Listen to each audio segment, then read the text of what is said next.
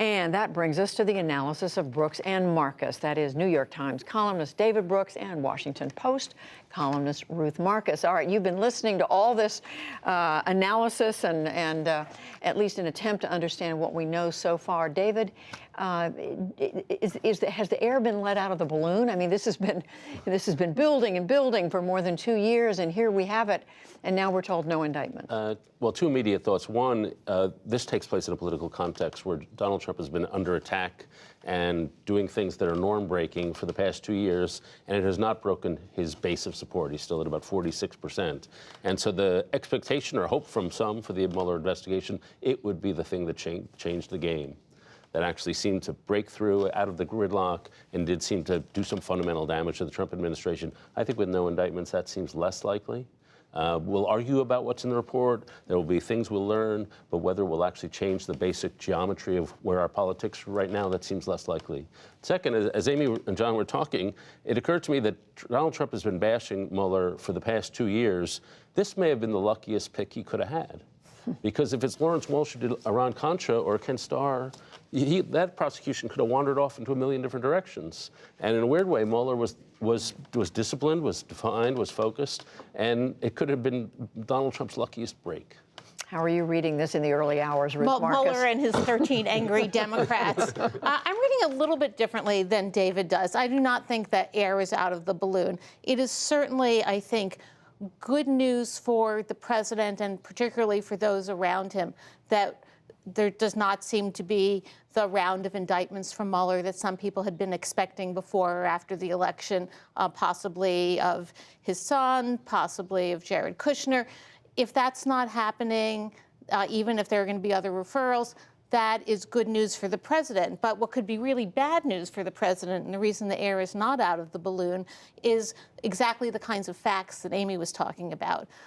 We have learned all along that Bob Mueller knows a lot more than the rest of us do about what happened here. So the facts contained in this report, which I believe is essential not just for the congressional oversight committees to see, but in as full a form as is legally and humanly possible for the American public to see.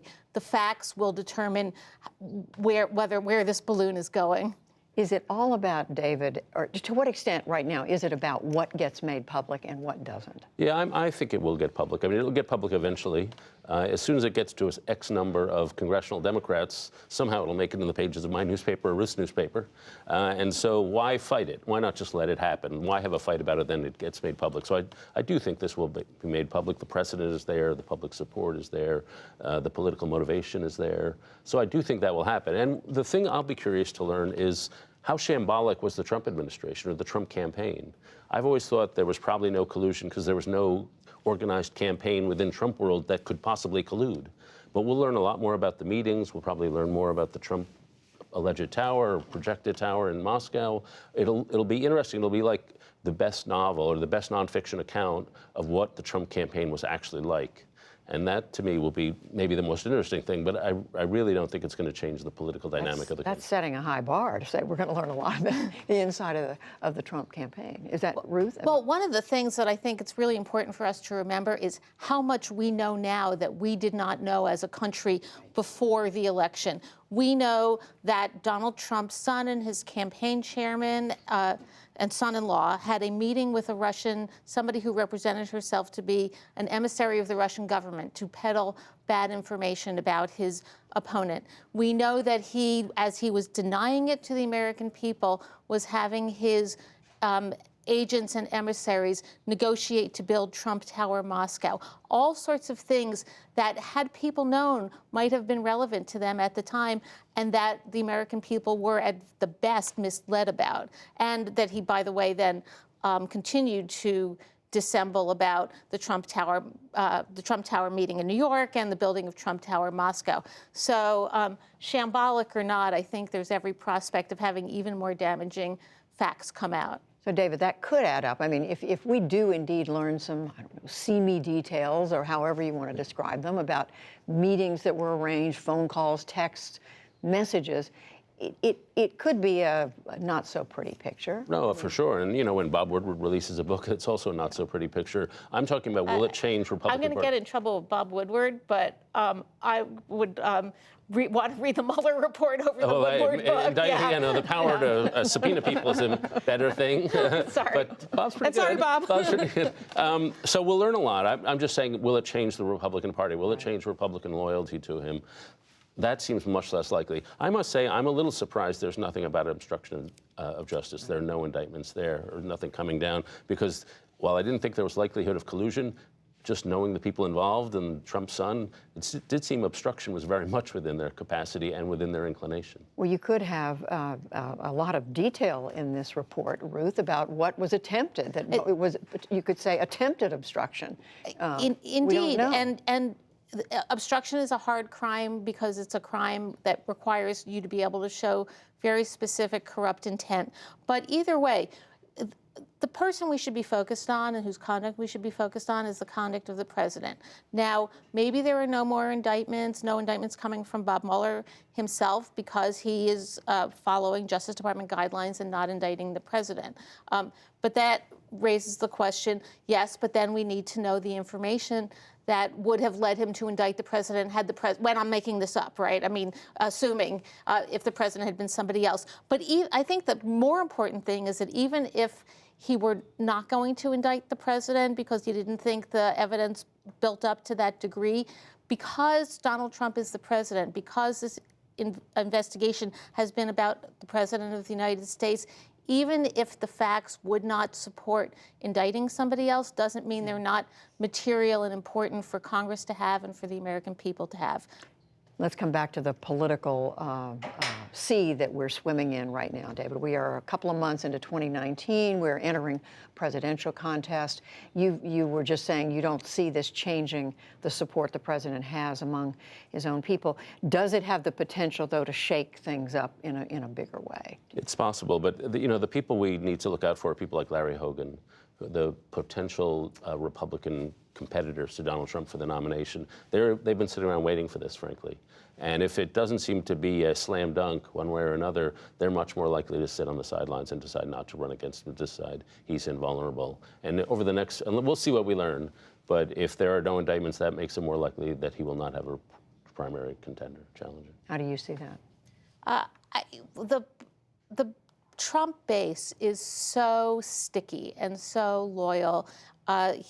We're back to shooting somebody on Fifth Avenue or obstructing justice on video in the middle of Fifth Avenue. So that will not shake them, but new facts could invigorate the Hogans of the world, could shake maybe some of the congressional support.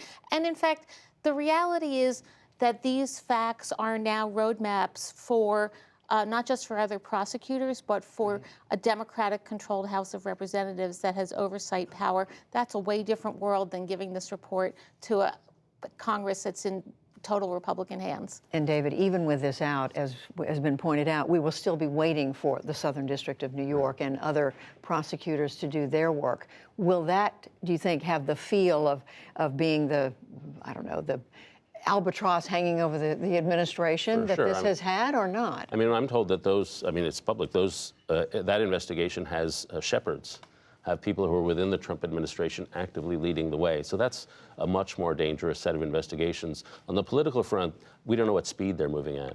And so we don't know if they'll be coming out in the middle of a Republican primary season, in the beginning, at the end. That's maximum peril for the Trump administration and the Republican Party at potentially the worst time. And we head into this election season, Ruth. I mean, we are just a couple of months away from the first Democratic debate. And as David said, some Republicans are trying to decide whether they're going to run against this. Sure. And look, as with previous presidents, this is just a cloud that is basically has hung over this administration from the get-go. And he has cried witch hunt, all the way along. And you can be sure that if there's any damaging things in this report, he will cry witch hunt again. I think which is a good moment for us. But if there aren't, he may undo that He may love description. Bob Mueller, you know. There's consistency is not the Donald Trump hallmark. I think it's really important for us to take this moment to pause and appreciate what didn't happen At many points along the way, many people were very worried that Mueller would be fired, that Rosenstein would be fired, and somebody else would fire Mueller or constrain Mueller, overrule Mueller. That doesn't seem to have happened. That's a good thing. The thing that worries me is that we have also had a president of the United States for months now going after a duly constituted prosecutor, assailing him, calling him a witch hunt, suggesting that he shouldn't be in the job because he hasn't been elected to anything. Yeah. That's just wrong. That's the bad news part. We've got days to look at this. Ruth Marcus, David Brooks, thank you.